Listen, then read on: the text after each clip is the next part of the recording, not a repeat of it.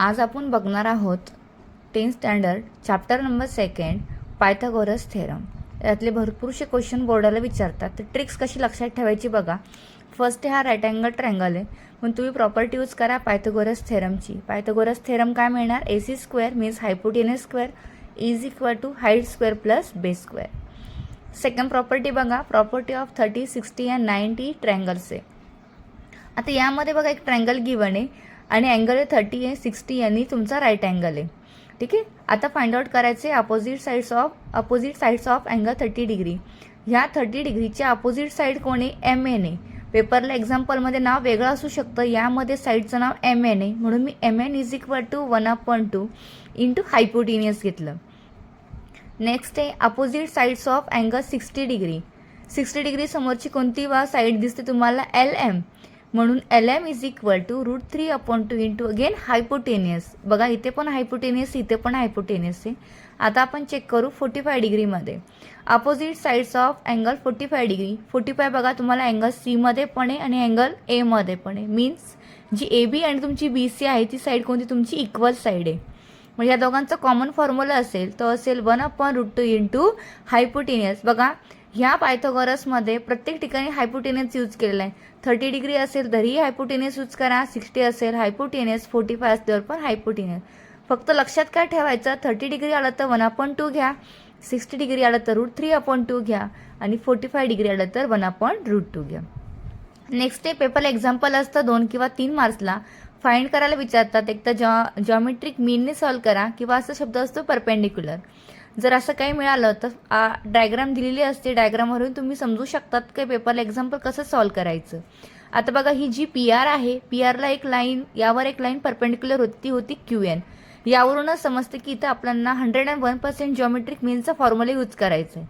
तो फॉर्म्युला कसा असेल? आता इथं QN नाव आलं म्हणून QN स्क्वेअर घ्या, means NQ square is equal to PN multiply by NR. Means ह्या दोन साईड असतात, ह्या दोघांचं काय करायचं? मल्टिप्लिकेशन घ्यायचं, ही साईड ह्या साईड. बघा आपण जॉमेट्रिक मीन्सचा जो फॉर्म्युला आपण चेक केले सर्व, त्यातला कोणता फॉर्म्युला इथे यूज होतो आपण चेक करू. बघा या प्रॅक्टिस सेट 2.1 मध्ये एक एक्झाम्पल गिवन आहे, जो बघा MNP is equal to 90 degree आहे. हा 90 डिग्रीचा आहे आणि जी NQ आहे ती परपेंडिक्युलर कोणाला? PMला. बघा हा सिम्बॉल तुम्हाला भेटला, मीन्स तुम्हाला 101% जॉमेट्रिक मीनचा फॉर्म्युला यूज करायचा आहे. आता जॉमेट्रिक मीन काय येईल मग? बघा NQ square is equal to MQ multiply by QP. Theorem of geometric mean. यामध्ये पण तीच कंडिशन आहे. बघा इथं परपेंडिक्युलरचं सिम्बॉल गिवन आहे म्हणून तुम्हाला जॉमेट्रिक मीनचाच यूज करायचं आहे. इथं बघा तुम्हाला 30 डिग्रीचा अँगल गिवन आहे, हा 90, ऑब्विसली हा 60 डिग्री असेल तर तुम्हाला 30, 60, 90चा फॉर्म्युला यूज करायचा आहे. इथं बघा दोन साईड बोथ जर इक्वल असेल तर इथं कोणता अँगल असा? 45. हा पण कोणता असेल? 45. जी ॲक्टिव्हिटी आहे ती 45 तुम्ही सॉल्व करायची. बघा लास्टच्या ह्या चॅप्टरचा लास्ट एक फॉर्म्युला आहे बाय अपोलियन्स थेरम. आता पहिले आपण एक्झाम्पल कसं असतं चेक करू आणि मग फॉर्म्युला कसा ध्यानात ठेवायचा.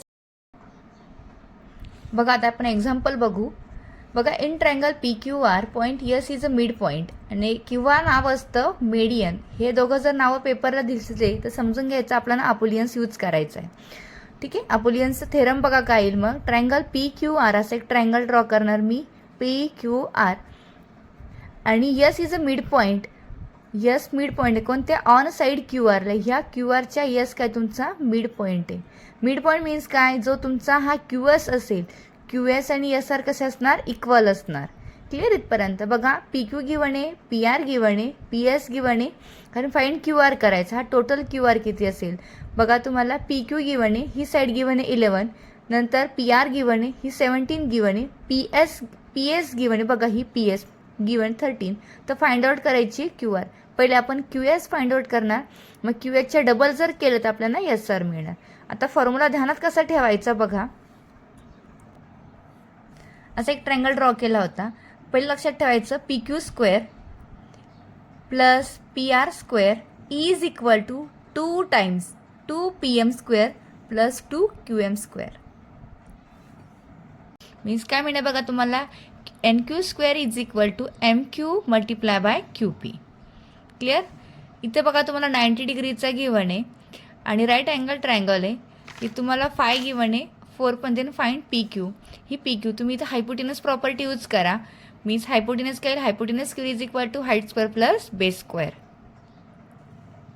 इथं पण तेच यूज करा. ए सी फाइंड आउट करायचं आहे, हायपोटेनस प्रॉपर्टी यूज करा, असा अँगल ड्रॉ करा राईट अँगल ट्रायंगल आणि hypotenuse square is equal to height square plus base square use करा. इथं बघा, इथे यूज करताना तुम्हाला 30 डिग्री 60 डिग्रीचा गिवन आहे तोच. आता इथं बघा मीडियन आहे, ठीक आहे. पेपरला बोलली तुम्हाला एक तर मीडियन नाव असेल किंवा मिड पॉईंट असेल असं नाव भेटलं तुम्हाला 100% अपोलियनचं एक्झाम्पलनी सॉल्व करायचं आहे. मग बघा हे P Q square plus P R स्क्वेअरची व्हॅल्यू ऑलरेडी तुम्हाला गिवन असं एक ट्रायंगल ड्रॉ करणार, हिथली साईड आणि ही साईड तुम्हाला ऑलरेडी गिवन असणार. नंतर बघा इथं यूज करायचं आहे तुम्हाला जॉमेट्रिक मीन. का, इथं परपेंडिक्युलर सिम्बॉल दिसते म्हणून तुम्ही जॉमेट्रिक मीनचा यूज करा. इथं पण बघा मिड पॉईंट नाव आलं, इथं बघा मीडियन नाव होतं म्हणून इथं पण अपोलियनचंच फॉर्म्युला यूज करा.